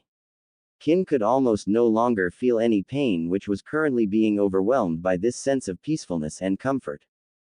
This is not troublesome, thought an unusual Shikamaru while Choji was still eating his damn chips, albeit a lot slowly than before, and his eyes were closed in contempt like it was getting a blowjob while eating the dream of every Akamaiki. Meanwhile Sakura, Dosu, Ino and Kurenai too were feeling the effects, whereas Lee was still unconscious. However, Sasuke couldn't feel anything due to the curse mark's effects except the chakra spike. He turned to where he felt the spike, but didn't see anything except the trunk cave. Stop this, Sasuke. His eyes widened when he heard an all too familiar voice from where he was facing before, meaning where Kin is. He whipped his head back so fast that you would have thought he broke his neck. Sasuke's and everyone's eyes widened when they saw Naruto standing there in front of Kin facing Sasuke, his hair and cape flowing with the breeze while his ice-cold, blue, eyes pierced through Sasuke's Sharingan. Naruto. What happened to him? Doesn't matter, he's still a loser. With this power, no one can stop me, not even Itachi, thought Sasuke arrogantly after coming over his shock. What happened to you, Dobi? Did you hit puberty? And what's with the change in clothes? Asked Sasuke while smirking. Meanwhile Kurenai was also smirking, but for a different reason. Looks like the hero always arrives at the last moment. Let's see how much you've improved, Naruto-kun. It does not concern you, Sasuke. Don't think acting all cool and mighty will get you anywhere, said Sasuke arrogantly while Shikamaru's sweat dropped. You're the one to talk, troublesome guy. I don't care. Just leave the girl and her team. They're already injured and would give us their Earth Scroll, wouldn't they? Asked Naruto as he turned back to glare coldly at Dosu. Meanwhile, Dosu flinched at seeing that icy glare. His eyes were hollow, devoid of any emotion, and promised a lot of pain if he disagreed. He nearly pissed his pants when Naruto's eyes changed to purple color with one ring circumscribing the pupil just for a moment before reverting back to his normal cerulean blue color. However, nobody noticed this except Dosu and Kurenai. Damn, he looks even more hot when he does that, thought Kurenai as she found herself a bit turned on. Oh, of course, stuttered Dosu before throwing the Earth Scroll in Naruto's direction, who caught it before putting it in his shuriken pouch. Meanwhile, Team 10 couldn't believe their eyes, especially Ino, who was blushing furiously. They were all having trouble identifying this genin until their eyes landed on his whiskers, resulting in their jaws getting dropped. Holy cow, is that Naruto? What is going on here? Thought a blushing and a perplexed Ino. You're the most troublesome person I find besides my Ka-san, Naruto, thought Shikamaru. Naruto, you look cool, buddy, thought the food sweeper. On the other hand, Sakura was relieved to see Naruto for the second time and on the same day. Well, that was something. Thank Kami. I hope you can stop Sasuke-kun, Naruto, thought Sakura while she tried to wake up Lee, but it looked like he wouldn't be waking up for some time now. I don't care. Just get out of my way, loser, or I'll have to beat you to it, said Sasuke angrily while Naruto's eyes hardened. Try it, Tem, growled Naruto. Gladly, Dobi. I always wanted to beat the shit out of you, said a smirking Sasuke as purple chakra flared around his body before he dashed towards Naruto. Like before, he just vanished for the genins, but Naruto and Kurenai could clearly see him as his speed was only mid-chunin level now. This would be over in one punch. The Dobi wouldn't even be able to see me, thought Sasuke arrogantly while he readied his fist to punch Naruto before he went for his. As his fist was about to connect, Naruto dodged it easily before delivering a bone-crushing punch to Sasuke's gut, resulting in him getting the wind knocked out and throwing some saliva, which was followed by a roundhouse kick to the side of his head. Sasuke flew back at even greater speed than he came at Naruto while colliding with several trees, breaking them in the process, and finally skidded to a halt as blood seeped out of his forehead and mouth with several bruises here and there due to his collision course while he was clutching his stomach in pain. To rest of the genins, it just happened in a second. First Sasuke just vanished to appear in front of Naruto, got a punch to his gut and then vanished again to be found several meters away from them and was looking like he was beaten like a rag doll. To them, the trees were broken by an invisible force. Sakura was not all that surprised by Naruto's speed as she had seen him fight Orochimaru, but was worried for Sasuke. The Uchiha has no idea who he's dealing with right now, thought a smirking Kurenai while a chibi Kurenai in her mind was cheering with a banner of, "Go Naruto-kun! Go Naruto-kun!" Meanwhile Dosu, Kin and Team 10W are awestruck at the display of strength and speed by Naruto. What the hell happened? Thought a dazed Sasuke as his head was still spinning from the impact of that kick. Even his Sharingan didn't see that coming. That'll bring down a notch, thought a smirking Naruto before he turned to Kin. Are you okay? Asked Naruto with a smile while Kin blushed at seeing his charming smile. Why yeah, I am no, she said with a small smile but then realized her condition. Even if she was talking to an enemy, a handsome one at that, she kind of felt safe in his presence, safer than anyone in her village. She was an orphan in her village and always had to fight for food, shelter and herself. Because she was an early bloomer, she had to train herself, defend herself from any possible rape attempts. In Oto, women in general were frowned upon and were considered weaklings. Because of that, her teammates never treated her even humanely. She absolutely despised her village, her teammates and Orochimaru. But was brought out of her musings when she again felt a sense of calmness and sereness flow through her body like before, also noticing that she almost no longer felt that excruciating pain she was feeling a moment ago. Kin looked up to see Naruto bent in front of her while he was applying some kind of white chakra that she had never seen before, on her damaged rib region. She was surprised to see that he wasn't staring at her chest unlike all the males of Oto, but rather was tenderly applying this strange chakra which oddly was working like a painkiller and a relaxation remedy. Meanwhile, oddly Ino and as expected Kurenai were feeling jealous of the treatment that Kin was receiving.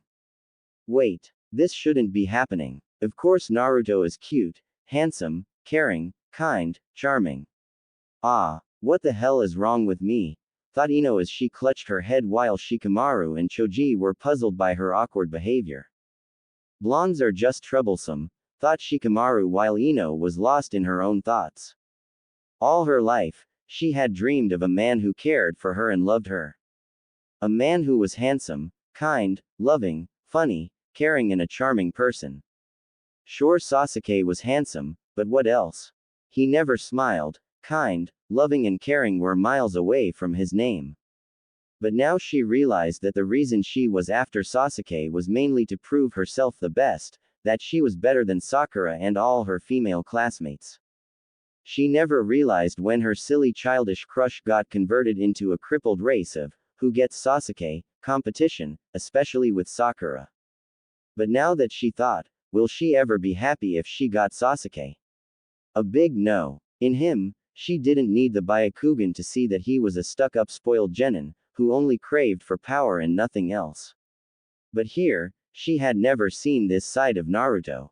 If she knew he was like this, she may have had drop-dead fallen for him in the academy. But she was too blind to see it. She also felt ashamed at how she treated Naruto. Although, she didn't hit him often like Sakura did, but she was still always mean and indifferent to him. Back then, if she would have taken the time of the day to observe him, she would have surely thought of him as a cute, funny and an exciting guy. But maybe they could still be friends, or even more. Maybe she still had a chance. Looks like we'll be having 2 more girls in the harem, thought a smirking Kurenai as she glanced at a blushing Kin and a thoughtful-looking Ino. Meanwhile it started to rain, getting heavier by each passing second. Why are you helping me? Asked Kin but Naruto simply smiled at her. Do I need a reason to help pretty ones like you? Said Naruto with his trademark foxy grin, still oblivious to the fact that he was flirting with her. She blushed at his reply but started to shiver in cold when the rain started to pour heavily. Naruto, seeing her torn clothing covered Kin with his cape. He was about to stand when he heard Sasuke yell. Kaden.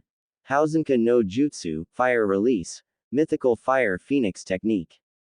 Kin's eyes widened when she saw numerous compressed fireballs coming their way. What a fool. Using fire jutsu when it's raining. Sometimes I question his sanity, thought Naruto as he picked up a blushing Kin bridal style and easily dodged the fireballs. Alright Tem, it's time to end this. I've wasted enough time with you, growled Naruto as he created 3 shadow clones, Kin still in his arms who was unconsciously snuggling into his chest. Right now, I'd give anything to be in her position, thought Kuranai longingly. Shutup Dobi, I'm an Uchiha, you should be honored that you're fighting me, spat Sasuke as his purple chakra flared. I would rather be honored to kick that stick deeper into your stinking, said Naruto with a bored-like expression on his face while everyone present except Sasuke and Sakura were struggling to control their laughter. That curse mark is getting out of control. I have to do something and quick. I should preserve my chakra, so sub-elemental jutsus are out of the question, but the basic ones, he'll just copy. No way I'm giving him anything on a silver platter. But wait, yeah, that might work, thought Naruto as an idea popped into his mind. Why you loser, growled the Uchiha before he was interrupted by Naruto. Look, Itachi, behind you, yelled Naruto while pointing his finger behind Sasuke. What? Where is he? I'm gonna kill that traitor, exclaimed Sasuke as he looked around frantically behind him. Meanwhile Naruto signaled his first shadow clone who went through a couple of hand signs at mid-chunin pace. On the other hand, Naruto and Kuranai were having trouble controlling their laughter, the Uchiha prodigy fell for a lame trick. Unfucking believable, both thought simultaneously. Megan. Narakumi no Jutsu, demonic illusion, hell viewing technique. Sasuke's eyes widened when he saw Itachi shimmer into existence with the dead bodies of his clan laying at his feet. You'll always be Wiko Tudo, said Itachi in a monotone voice. Sasuke immediately became enraged and was about to attack Itachi when his Sharingan noticed the chakra fluctuations around his surroundings. A genjutsu, thought Sasuke as he immediately dispelled it. Hehe, too late Sasuke Tem, said the real Naruto who was currently holding Kin while the shadow clone who casted the genjutsu had his palm open to face Sasuke. Bansho Tenin, all creation attraction, Sasuke's eyes widened when he felt an invisible attracting force on his body and was pulled towards the shadow clone at high speeds. Meanwhile the second shadow clone was already going through a short set of hand seals. Sweden. Sujinheki, water release. Water encampment wall, whispered the second shadow clone as he slammed both of his palms onto the ground, and using the water from rain, created a water wall in front of them while the third clone also went through a couple of hand seals. Let's fry the Tem, thought the third shadow clone with a smirk. Raiden. Kaminari Kangekiha, lightning release. Thunder inspiration wave, exclaimed the clone as he shot a concentrated wave of intense white electricity from his index finger into the water wall, the other hand holding the wrist of his attacking hand. He kept his finger in position to control the electricity so that it only flows through the water wall and does not electrocute anybody else. When Sasuke collided with the wall, he could only scream from the intense pain he was feeling, his whole body twitching due to the shockwave while the others flinched at his condition. The curse mark receded back while Sasuke slipped into unconscious as he fell on the wet ground with a thud. Naruto dispelled his shadow clones while everyone's jaws were on the ground. He just pulled off a feat that not even Chunins are capable of. He already knows chakra nature manipulation, and that too with 2 elements. What was that jutsu that pulled the Uchiha? And most of all, how in the name of 9 holy flaming hells can he do a genjutsu, thought Kuranai as she rubbed her temples in frustration. He's on a whole other level than us, thought all the genins except Kin who was currently enjoying the warmth of Naruto's body. At the same time, Neji and Tenten arrived to see the current scene. Tenten went over to wake up Lee while Neji landed in front of Naruto. He had seen the fight between the Uzumaki and the Uchiha from his Byakugan and was surprised to see Naruto's skill, but still, fate has decreed this genin a loser. Fate has decreed you a hindrance Uzumaki, said Neji in his cold tone as he glared at Naruto, his Byakugan blazing to add to the effect. And fate has decreed you a stuck-up asshole Hyuga, growled Naruto as he glared back while Kin restrained herself from laughing at the comment.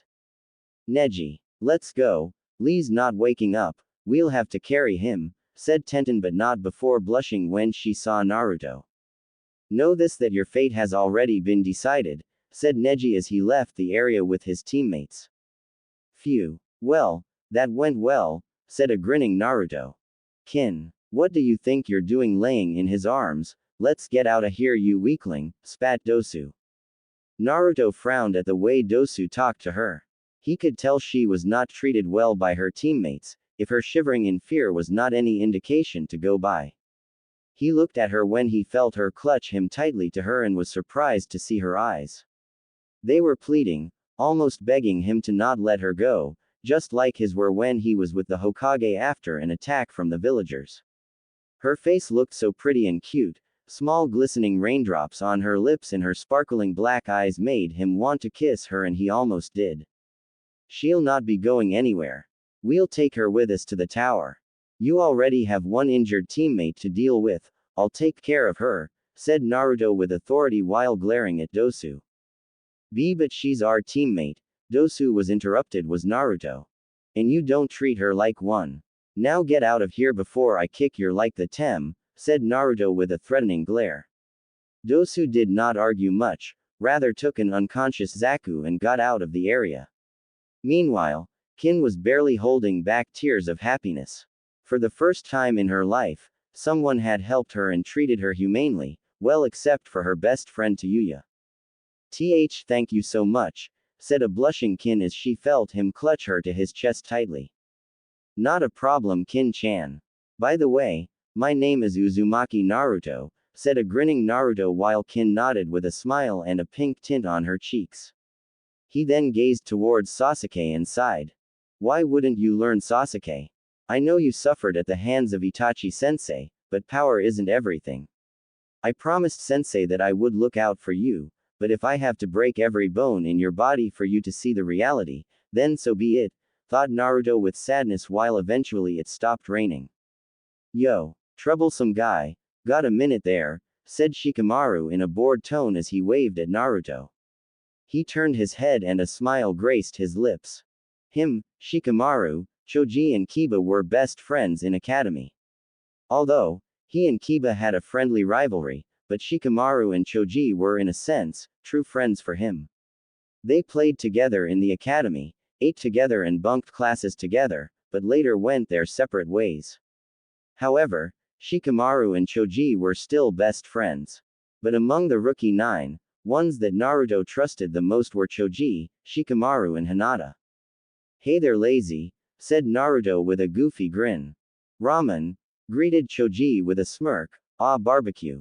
I see you still managed to sneak some food from the proctors, said Naruto as he glanced at the potato chips packet in Choji's hands.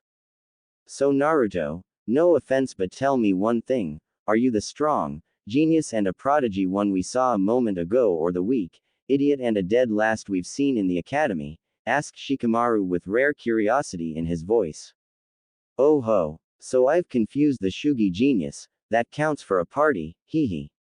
Well, for your question, mix both the personalities, what do you get? Asked a grinning Naruto. An enigma, said a bored Shikamaru. That's what I am, Shika, that's what I am, said Naruto while Kin could only blink at the awkward conversation going between them. This was the Chunin exams, damn it, every team for itself and they were acting like nothing was going on. But she could tell that Naruto was on his guard if they tried to attack him. So Naruto, care to tell us about your changes? Asked Choji. That, you'll have to ask the Hokage. But that aside, you aren't going to try anything funny, are you? 'Cause I don't want to hurt my long-time friends, said Naruto in a serious tone. We aren't that low to attack a fellow squad who's already crippled. Besides, if we would have wanted your scroll, we wouldn't have intervened. So yeah, you can keep the scrolls, said Shikamaru in a lazy tone while Naruto nodded with his reason as he found no deception in his words, but still wasn't going to relax until they left. He knew Shikamaru was a genius and wasn't going to underestimate him. Hey Naruto, said a meek voice. Naruto tilted his head to see Ino standing behind her teammates. Instead of greeting her like he always did because of his mask, a deep frown etched on his face. What are you planning, Ino? If you think that your nice scroll act would get you the scrolls, then you're dead wrong, said Naruto seriously while Team 10's and Kin's eyes widened at his hostility. What are you talking about, Naruto? We told you, spoke Choji, but he was interrupted. I don't care. I trust you and Choji but not her, never. Spat Naruto, his insecurities rising to the surface. He could accept Sakura's sudden change in behavior due to the trauma of fighting a Sannin and that she was his teammate, but here Ino, who wasn't even his teammate, just coming out of the blue and greeting him like that, he couldn't trust her. After all, she too treated him like trash, though not to Sakura's extent, but still, this might be a plot to steal their scrolls and impress her oh so, Sasuke-kun. But I don't want the scrolls, Naruto. I was just greeting you, said Ino in a sad tone. Stop your bullshit, Ino. You mean to tell me that after all these years you're properly greeting me now? When the Chunin exams are going on? I don't believe that crap. Why shouldn't I think that you're trying another lame trick to impress Sasuke? Said Naruto angrily. Tears threatened to fall from Ino's eyes, and they did, but weren't noticeable as they mixed with water droplets on her face due to the rain. While Shikamaru and Choji could understand Naruto's logic, she did treat him badly, so they can't accept him to even treat her as a peer so quickly. We should be going. See you at the tower, Shika. Choji, said Naruto as he went past them with Kin in his arms towards Sakura, who was currently tending to Sasuke, whereas Team 10 went their separate way with a silently sobbing Ino. Kin was confused as to why he behaved that way, but she knew better than to interfere into someone's personal matters. Great. Now Sakura's gonna revert back to her fangirl mode. To think that I thought she could change, thought Naruto with frustration evident on his face. He sighed while Kin watched him with confusion. How is his condition, Sakura? Asked Naruto while expecting a banshee screech of, Naruto baka. Look what you did to my Sasuke-kun. But he was really flabbergasted when she instead smiled at him. Oh, he's much better now. He only has a mild fever. The beating that you gave him must have pushed those black markings back, Shanaru, said Sakura while playfully screaming the last part as she waved her fist in air. A large sweat drop formed on Kin's head. This team is rather weird. I can see why Orochimaru had an interest in this squad. The Tem always had a fetish for weird things after all, she thought afterwards while Naruto was just gobsmacked. Hee, sorry, just joking. But yeah, he's gonna be fine now. It was all thanks to you, Naruto, that he was brought back. I could see that the foul chakra was interfering with his mind. The use of electricity to stop that mark from spreading and stun him was an ingenious idea indeed, said Sakura seriously, not at all surprised that Naruto knew chakra nature manipulation, as he did warn her before. While Kin nodded with her. Who are you? There's no way that you're the Sakura who I know, said Naruto shakily, not able to contain his shock.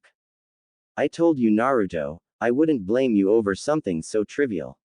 You're the strongest member of our team, so it was natural you had to stop him, she said with conviction in her voice while Kin could only wonder about what was going on between these two.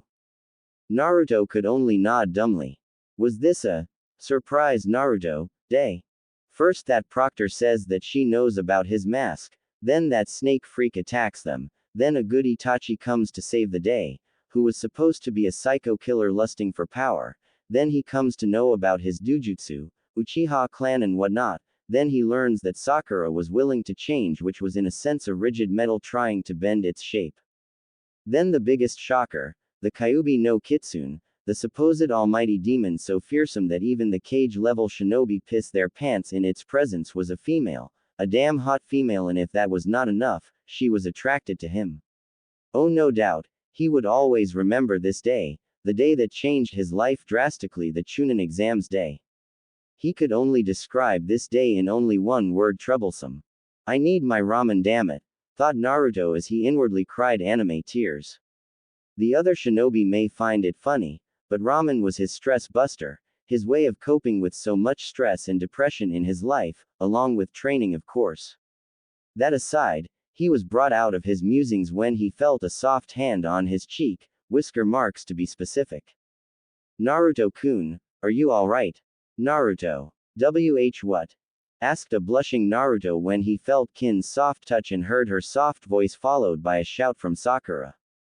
Sheesh. What's wrong with you? I was asking you about what should we do next?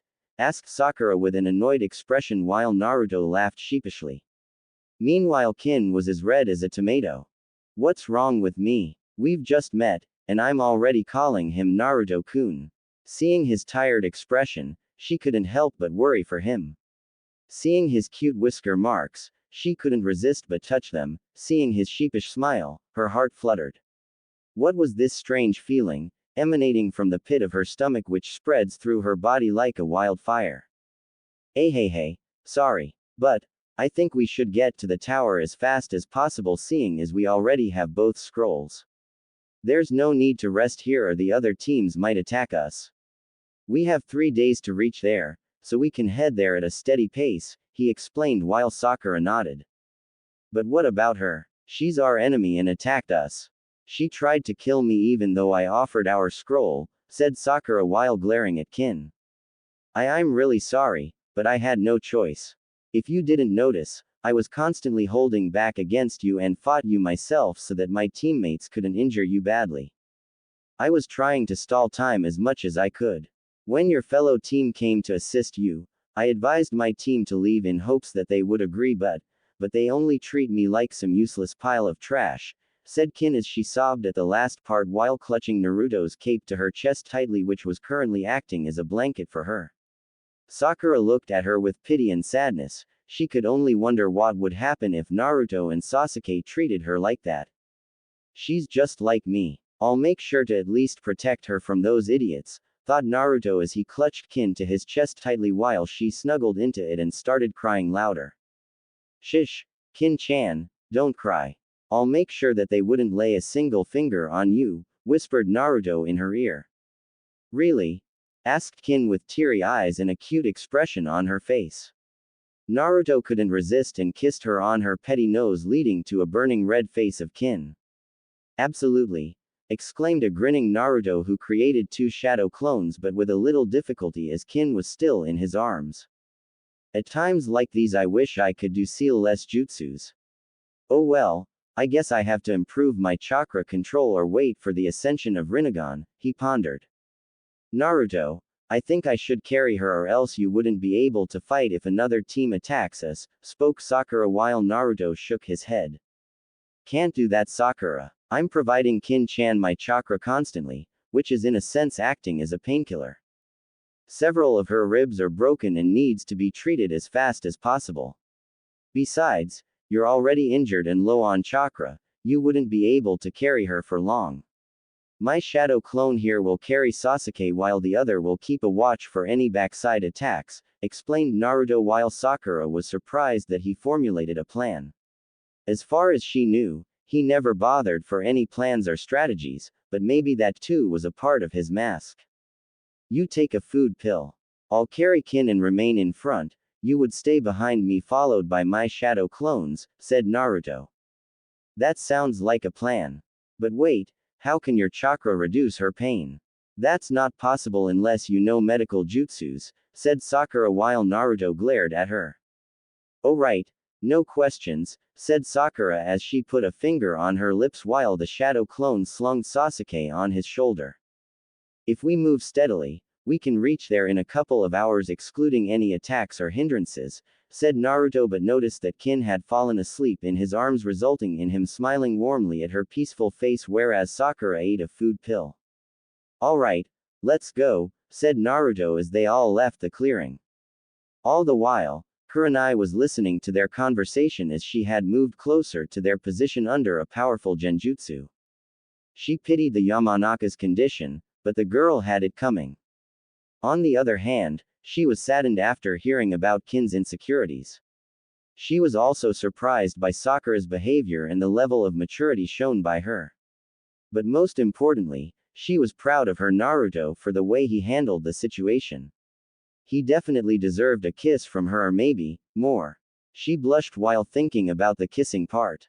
Kurenai had never kissed anyone, she could only wonder how a kiss with Naruto would feel like. She was brought out of her daydreaming when Team 7 along with Kin moved out of the area and hence began following them at a safe distance. Team 7 after several hours of traveling. Moo. Naruto. I'm tired, we should rest up a bit, whined Sakura for, who know how many, times while Naruto sighed. She really has low stamina, thought Naruto while Kin was still asleep in his arms and Sasuke was unconscious.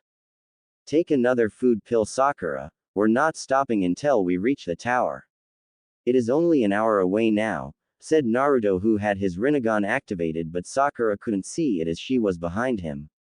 We could have reached the tower earlier if it weren't for your stupid detours. And you should know that taking another food pill would cause me exhaustion later on, said Sakura in irritation. During their traveling, Naruto and the Shadow Clone at the last constantly had their Rinnegan activated. With his Dujutsu's ability to see chakra and heightened senses due to Ayumi, he was constantly changing routes to avoid traps or confrontations with any team. You can rest for 3 days when we reach there. Now stop your whining and take a food pill, spoke Naruto while Sakura huffed as she ate a food pill, muttering words like, meanie, in her breath. Someone's been following us since we started moving, I should check it out, thought Naruto as he gave a mental command to the Shadow Clone at last to confront their follower. Meanwhile, Kurenai was following them for 2 hours and wasn't winded at all, she was a Junin after all. Right now, she was only using AB rank genjutsu, enough to hide from a Chunin. But she was surprised when the Shadow Clone at the last of the group suddenly started moving backwards in her direction. Did he notice me? Damn, should have used a higher level genjutsu, but could it be that the Rinnegan can see chakra too, like the Sharingan and Byakugan? She thought while her heart started beating a little faster at the prospect of meeting Naruto, even if it was a Shadow Clone. Although, she had met him a couple of times before, but then she only acted like a sensei and her attitude had remained professional. But now, she could open herself to him, she could melt the ice she had created around her. Kurenai was brought out of her musings when she heard Naruto's voice. Come out, whoever you are. I know you're there, said the clone Naruto, who abruptly spiked his chakra to Junin levels for a second, leading to the genjutsu getting dispelled. Damn, this was a high-level jutsu, meaning whoever is here is definitely a Chunin or above. I would have to stall as much time as I can so that the boss's team can get a safe distance from whoever this is. But could it be Orochimaru? Thought the clone as he readied himself for an attack, his Rinnegan activated. But he was surprised, when suddenly he was lifted in air while wooden branches wrapped around his black Junin-like vest. He turned his head to see a large tree behind him while cherry petals were flowing in midair around him. Another genjutsu, thought the clone before he felt the cold metal of a kunai against his neck. My, cautious aren't we, Naruto-kun, whispered Kurenai in a changed childish-like feminine voice in his ear while she licked his earlobe. He blushed when he felt her warm and soft tongue on his skin. I think I've heard that voice before, thought Naruto before his eyes widened in realization. Could it be her? Of course. How could he ever forget that voice? Be Benihime-chan, whispered Naruto in shock. Hehe, you finally remembered me, Naruto-kun. I'm surprised, it's been 6 years after all, whispered Kurenai. Flashback 6 years ago. A young 6 years old gloomy Naruto was sitting on a swing in the park while he watched other children play. He had tried so many times to play with them, but they would only beat him, bully him or call him monster while their parents glared at him. He was idly swinging with his head down when someone shadowed his face. He lifted his head to see 3 beautiful girls of his age standing in front of him. One had curly long black hair with crimson eyes, the other had brownish hair tied in a ponytail with the fairest skin tone, and the last one had long flowing purple hair. Do you want play with us? Asked the crimson-eyed Kurenai, one while Naruto's eyes widened. You, play with me? Asked young Naruto with a cute expression. Kurenai, Hana and Yugao had to resist the urge to just glomp him. Sure. My name is Sum and these are my friends Benihime and Yugi, said Hana while Kurenai and Yugao smiled at him. My name, Naruto. But they call me Demon. You, Shouldn't play with demons, said Naruto as he gazed sadly towards the ground. The villagers are idiots, Naruto. They just can't see that you're not a demon. You should just ignore them, said Kurenai with a hint of anger in her voice.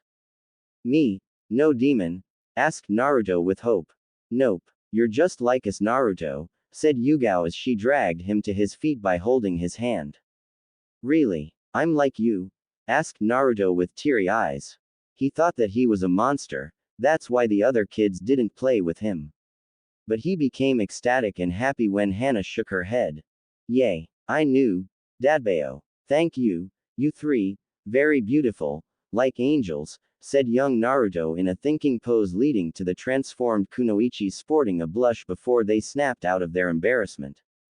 Come on, let's play together. From now on, we'll be friends, said Kurenai while she dragged him with her. After some time, they said their goodbyes to him and went their own way. For months, they continued to play with him, often coming to his apartment and helping him with small chores.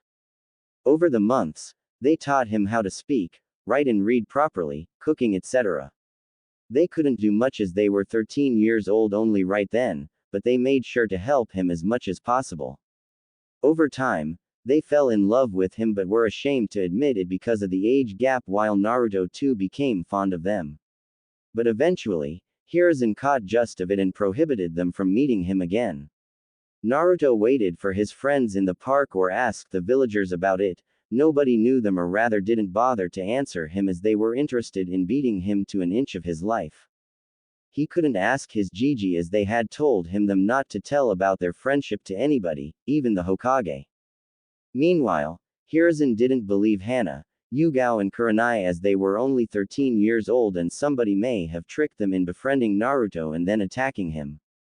This had already happened several times with some children befriending Naruto because of their parents' persuasion, and when he went to their homes to play, they would poison the food and plan several other methods to get rid of the demon spawn. So the Hokage had to be absolutely sure that Naruto stayed in trusted company.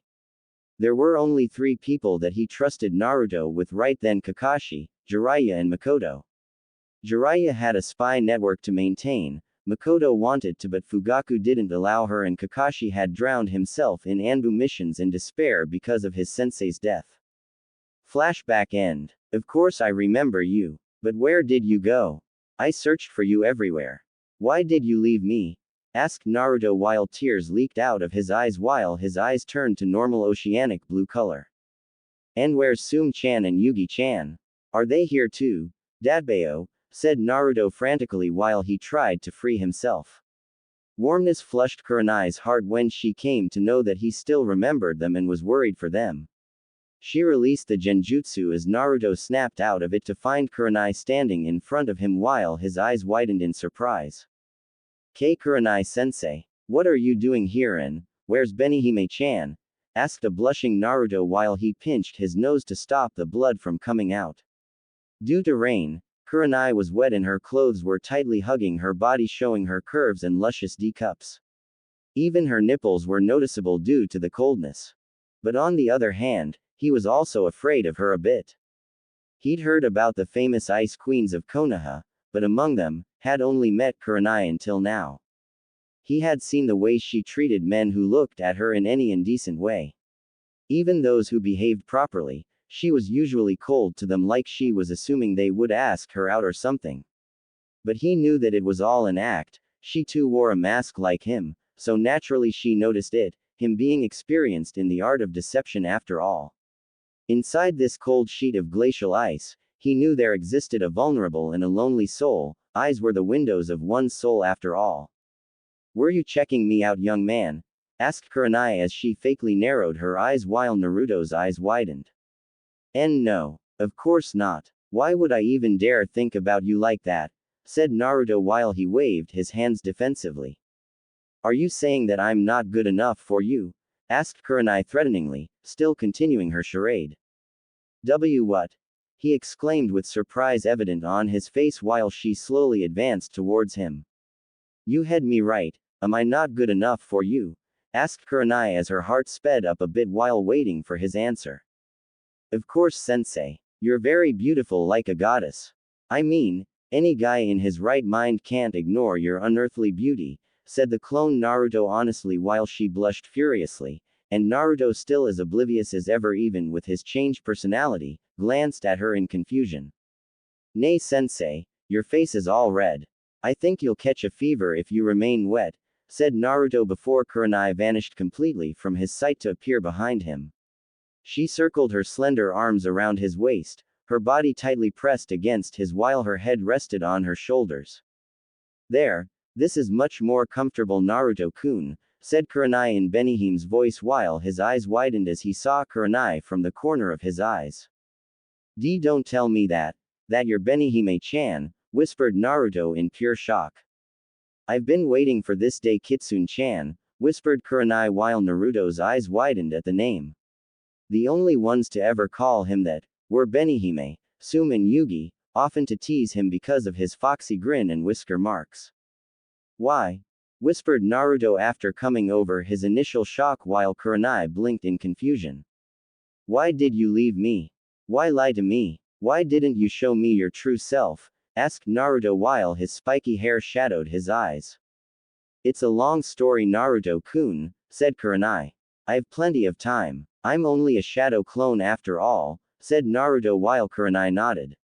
She then started explaining about why they had to transform themselves because of the villagers and Hokage and reasons behind them leaving suddenly because of the Hokage. Meanwhile, Naruto was getting angrier and enraged by the second. You mean to tell me that Gigi stole from me something that was possibly the only source of love, friendship and happiness I had in my life? Asked Naruto while White Chakra with a red hue